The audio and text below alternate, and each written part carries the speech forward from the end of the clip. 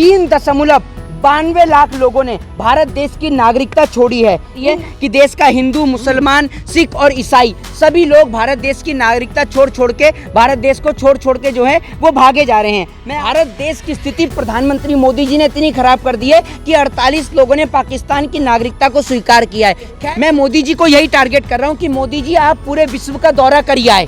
धार्मिक उन्माद, इसके अलावा मंदिर मस्जिद का झगड़ा, इसके अलावा अजान और चालीसा का झगड़ा। वहीं 2019 में 1,44,000 लोगों ने भारत देश की नागरिकता को त्यागा है। मोदी जी आपकी विदेश नीति न जाने कहां चली गई। अरुणाचल प्रदेश में चाइना बॉर्डर के पास 18 मजदूर लापता हैं, लेकिन प्रधानमंत्री के मुंह से एक शब्द नहीं निकल रहा है। तो आप महंगाई और बेरोजगारी जैसे शब्दों को उठाकर बंद कर दीजिए, देश की आधी समस्या का समाधान आपको मिल जाएगा। प्रधानमंत्री मोदी जी नरेंद्र मोदी जैसे अंग्रेजों को पहचानने का प्रयास कर गई, उस दिन ये देश दोबारा से विजयी बन जाएगा।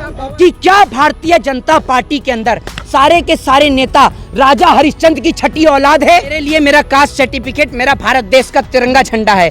ईडी तो जांच करेगी सोनिया गांधी की, ईडी जांच करेगी राहुल गांधी की, प्रियंका गांधी की, अखिलेश यादव की, मायावती के, सुद्दीन ओवैसी। अब कोई प्रयासों की जरूरत नहीं है। आपने देश की स्थिति ऐसी बना दी है कि देश का हिंदू, मुसलमान, सिख और ईसाई सभी लोग भारत देश की नागरिकता छोड़ के भारत देश को छोड़ के जो है वो भागे जा रहे हैं। मैं आपको बता दूं, पिछले 3 साल में 3.92 लाख लोगों ने भारत देश की नागरिकता छोड़ी है। इन नागरिकता में 120 देशों की इन लोगों ने नागरिकता ली है। जिन लोगों ने 3.92 लाख लोग हैं, इन लोगों ने भारत देश की नागरिकता को छोड़कर 120 देशों की नागरिकता को स्वीकार किया है, जिसमें सबसे ज़्यादा अमेरिका की नागरिकता को स्वीकार करने का काम किया है। अब मैं आपको दूसरी बात ये बता दूं, सबसे बड़ी बात क्या है इसमें, इसके अंदर जो 120 जो है 3.92,643 लोगों ने जो भारत देश की नागरिकता छोड़ी है, इसमें सबसे बड़ी बात यह है कि इनमें से 48 लोगों ने पाकिस्तान की नागरिकता को स्वीकार किया है।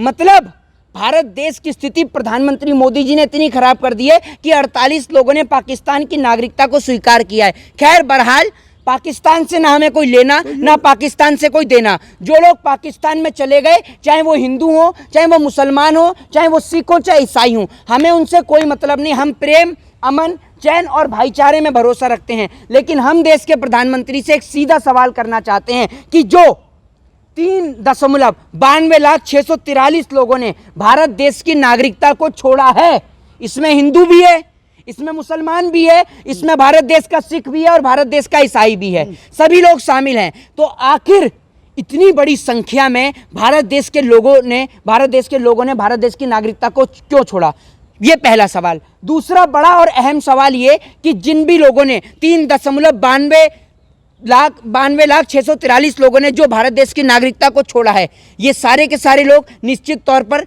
बड़े पैसा कमाने वाले अच्छे ऑफिसर्स होंगे, ठीक है ना, या तो ये कॉरपोरेटर होंगे, बड़े बिजनेसमैन होंगे, तभी तो इन्होंने अमेरिका की नागरिकता ली है। क्योंकि सुन लीजिए, किसी भी देश की नागरिकता कोई आपको फ्री में नहीं मिल जाती है, उसके लिए भी कई लाख रुपए का खर्चा आता है, ठीक है। तो निश्चित तौर पर यह बात आप समझ गए होंगे कि ये खर्चा करने वाले या तो कॉरपोरेटर होंगे या बिजनेसमैन होंगे। तो जब 3.92,643 लोगों ने भारत देश की नागरिकता छोड़ी है, तो आप सोचिए कि इन लोगों से भारत देश की इकोनॉमी कैसे चला करती होगी। तो आप सोच लीजिए, मैं मोदी जी को यही टारगेट कर रहा हूं कि मोदी जी आप पूरे विश्व का दौरा करिए आए। पहली बात तो कोई देश में इन्वेस्ट करने आता नहीं है, कोई इन्वेस्टर आता नहीं है, और जब कोई इन्वेस्टर इस देश के अंदर आना तो दूर की बात, अब तो देश के लोग भी देश की नागरिकता छोड़ के देश को छोड़ के भाग रहे हैं। उसके पीछे सबसे बड़ा कारण यह है कि भारत देश के अंदर हिंदू मुसलमान के नाम के दंगे, भारत देश के अंदर अगर कोई इन्वेस्टर आकर मॉल खोल के जाए तो उसको हिंदू और मुसलमान से जोड़ना, भारत देश के अंदर हिंदू मुसलमान धार्मिक उन्माद, इसके अलावा मंदिर मस्जिद का झगड़ा, इसके अलावा अजान और चालीसा का झगड़ा देश के इन्वेस्टरों को आने से रोकता है। दूसरी बात, पिछले के मुकाबले जो है अब जो विदेशी नीति है भारत की, वो काफ़ी अच्छी है।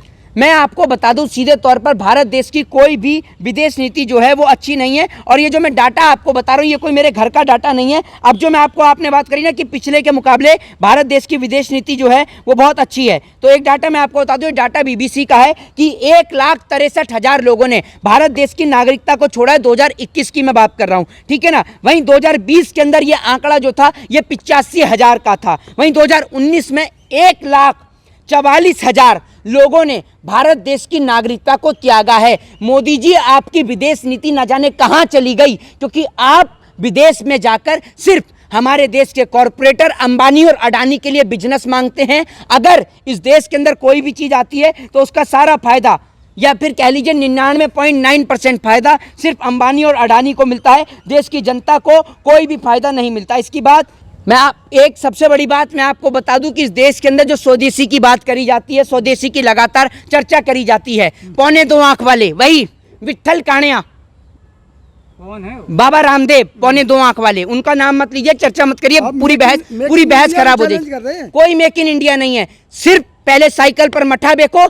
बाबा रामदेव जी, आहा बड़ी जल्दी याद दिलाया, बहुत सुपर फास्ट आपने याद दिलाया। बाबा रामदेव जी एक चीज मुझे बता दीजिए, अब अगर आप तो वैसे बहुत साइकिल पे मठा बेका करते थे, बहुत स्वदेशी अपना रहे हैं, तो आपके स्वदेशी प्रोडक्ट पे भी वो लगेगी क्या GST? और अगर दूध फट जाता है तो आधी GST वापस मिल जाएगी क्या? ये तो बता दीजिए, दूध फटने पर GST वापस मिल जाएगी? सवाल का जवाब दे दीजिए। आप देश के अंदर GST के नाम पर लोगों से जो है रोटी छीनने का काम कर रहे हैं। दूसरी बात मैं आपको बता दूं कि Chinese sperm bags order for 39,000 train coach wheels, मैं आपको बता दूं 39,000 ट्रेन कोच व्हील्स जो हैं वो चाइना से मंगाए गए हैं। एक और देश के अंदर मेक इन इंडिया का कॉन्सेप्ट दर्शाया जाता है। दूसरी और सबसे बड़ी खबर जो मैं आपको अब देने जा रहा हूं, ये खबर देश के लोगों के लिए बहुत बड़ी बात है। हालांकि इस खबर से बीजेपी के नेताओं को रद्दी भर फर्क नहीं पड़ता, इस खबर से बीजेपी के वाले लोगों को और अंधभक्तों को भी कोई फर्क नहीं पड़ता है, क्योंकि उनके घर से ना तो कोई सरहद की हिफाजत में है, ना उनके घर से कोई किसी काम में है। ये खबर उन लोगों के लिए जो लोग सरहद की हिफाजत करते हैं या चाइना के, इंडिया और चाइना का जो बॉर्डर है, इंडो चाइन जो बॉर्डर है, वहां पर रहने का काम करते हैं। मैं आपको एक खबर देना चाहता हूं, अरुणाचल प्रदेश के, अरुणाचल प्रदेश जिसकी राजधानी है ईटानगर, अरुणाचल प्रदेश में चाइना बॉर्डर के पास 18 मजदूर लापता हैं, लेकिन प्रधानमंत्री के मुंह से एक शब्द नहीं निकल रहा है। 18 मजदूर लापता हो गए हैं देश के, लेकिन प्रधानमंत्री जी जो हैं वो सुध नहीं ले रहे हैं। महंगाई, बेरोजगारी जैसे शब्दों को इस देश के अंदर बैन कर देना चाहिए, देश की आधी समस्या का हल निकल जाएगा, ऐसा प्रधानमंत्री नरेंद्र मोदी जी शायद चाहते हैं। सुन लीजिए, मैं आपको बताता हूं कितना थर-थर कांपता है और कितनी लोगों की आंखें खुलती हैं, वो भी मैं आपको बताऊंगा, उस पर एक विषय से चर्चा करेंगे। पहले मैं आपको बता दूं कि इस देश के अंदर महंगाई और बेरोजगारी, जब आप सदन के अंदर जुमला जीवी जैसे शब्दों को और तमाम शब्दों को बैन कर रहे हैं, तो महंगाई, बेरोजगारी जैसे शब्दों को भी आप बैन कर दीजिए, क्योंकि आपको इसी बात से तो तकलीफ है कि विपक्ष महंगाई का इस्तेमाल करता है, बेरोजगारी का इस्तेमाल करता है, तो आप महंगाई और बेरोजगारी जैसे शब्दों को उठाकर बंद कर दीजिए। देश की आधी समस्या का समाधान आपको मिल जाएगा प्रधानमंत्री मोदी जी, क्योंकि आप जिस हिटलर शाही और तानाशाह का सपना इस हिंदुस्तान के अंदर बुन रहे हैं, जिस तानाशाही का स्वेटर आप हिंदुस्तान की सरजमी में बुन रहे हैं, वो स्वेटर आप कभी नहीं बुन पाएंगे, क्योंकि भारत देश का लोकतंत्र बाबा साहब भीमराव अंबेडकर के संविधान से चलता था, चलता है और चलता रहेगा। आपका इस देश के अंदर कोई भी किसी भी तरीके का तानाशाह का स्वेटर आप इस देश में नहीं बुन पाएंगे, क्योंकि तानाशाह का स्वेटर बुनने का प्रयास इस देश के अंदर जिस व्यक्ति ने किया है उसका अंजाम यही हुआ है कि वो या तो भारत देश को छोड़कर चला गया है, चाहे वो इस देश के अंदर अंग्रेज हों जिन्होंने तानाशाह अपनाने की कोशिश करी, भारत देश को गुलाम बनाने की कोशिश करी। तो जिस तरीके से अंग्रेजों ने गुलाम बनाया, लेकिन जिस दिन इस देश की, हिंदुस्तान की आवाम जाग गई कि ये हमें और आपको लड़ाने का काम कर रहे हैं, उसी दिन अंग्रेजों को भगा दिया गया था। तो ठीक उसी प्रकार जिस दिन इस हिंदुस्तान की जनता नरेंद्र मोदी जैसे अंग्रेजों को पहचानने का प्रयास कर गई, उस दिन ये देश दोबारा से विजयी बन जाएगा। आप बाबा रामदेव पे सवाल उठा रहे हैं, सस्ते दामों पे वो सामान देते हैं लोगों को। सस्ते दामों पर अगर सवाल देते हैं तो आप मुझे बता दीजिए कि पतंजलि में मिलने वाले प्रोडक्टों के ऊपर क्या GST नहीं लगेगी?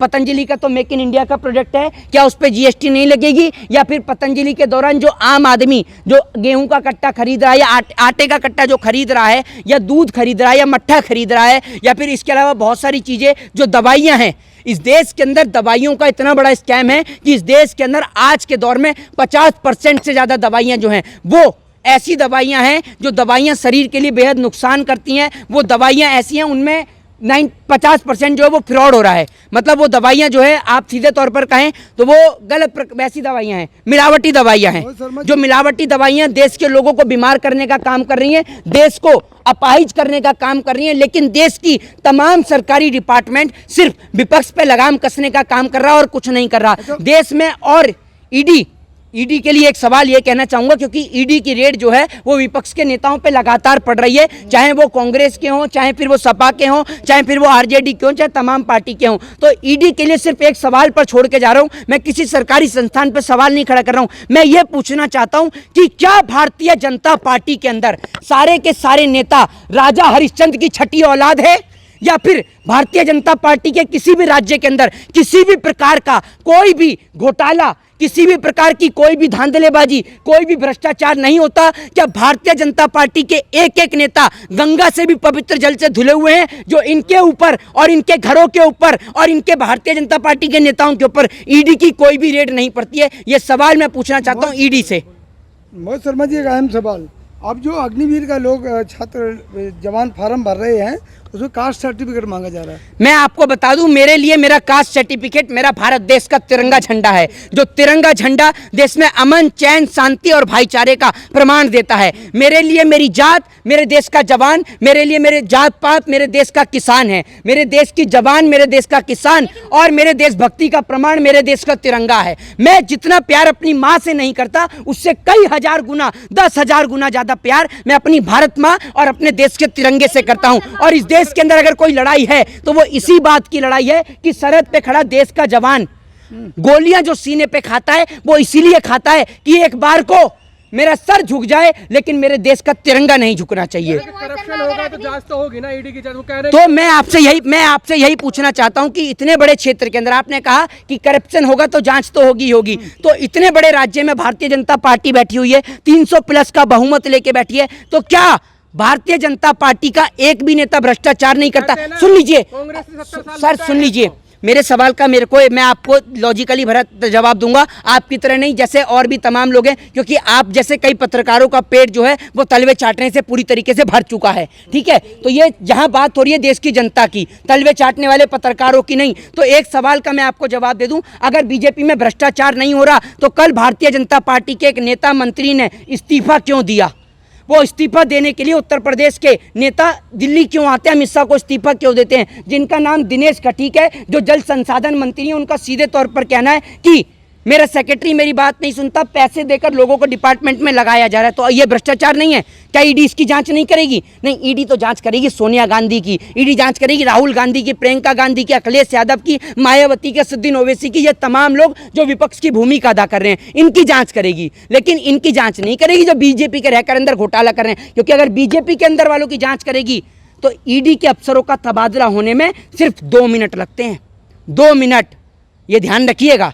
और ये काम बीजेपी करने में माहिर है, लोगों को मरवाने में, इस देश के अंदर का माहौल खराब करने में। और ये बात बोलने में अगर मेरे ऊपर मुकदमा होता है तो मैं मुकदमे से भी नहीं डरता, मैं संविधान से डरता हूँ। मैं संविधान प्रेमी आदमी हूँ। जय हिंद, जय भारत, वंदे मातरम।